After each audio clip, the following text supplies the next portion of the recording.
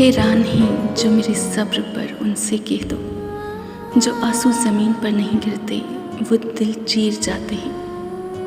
صبر و غم کی حالت میں بھی رب کے شکر کا نام ہے، اور کیا پتہ اللہ کو تمہارا صبر اتنا پسند آ جائے کہ وہ تمہاری مانگی ہوئی ہر دعا پر کن کہہ دے۔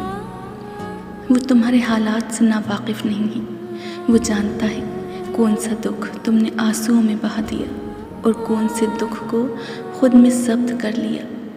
اس نے دیکھا ہے تمہارے دل کا ہزاروں ٹکڑوں میں ٹوٹ کر بکھر جانا، اور وہ بھولا نہیں ہے تمہارے اذیت ناک طویل سجدوں کی کیفیت کو۔ وہ تمہاری بے سکون راتوں کا گواہ ہے، اور اس نے تمہاری ان بے شمار دعاؤں کا بھی حساب رکھا ہے جو تم نے اس کے سوا کسی سے نہیں کہی۔ وہ تمہیں برے وقت سے اس لیے گزارتا ہے تاکہ تم اسے اپنے اچھے وقت میں یاد رکھ سکو۔ ہمت مت ہارو جب تک جواب نہیں مل جاتا۔ جب وہ تمہیں صبر کی انتہا تک لے آیا ہے تو یقین رکھو کہ آزمائش اب ختم ہونے والی ہے۔ معجزے ہوتے ہیں، دعائیں سن لی جاتی ہیں، زخم بھر دیے جاتے ہیں، دل جوڑ دیے جاتے ہیں، کن فرما دیا جاتا ہے۔ صرف ایمان، توکل اور صبر کی بات ہے۔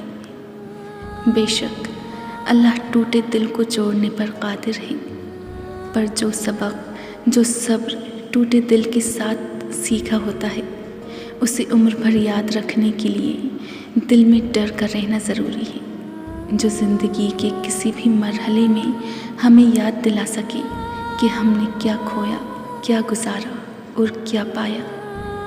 ان لوگوں سے مت ڈرو جو اپنا بدلہ لینا جانتے ہیں، بلکہ ان لوگوں سے ڈرو جو اپنا معاملہ اللہ پر چھوڑ دیتے ہیں۔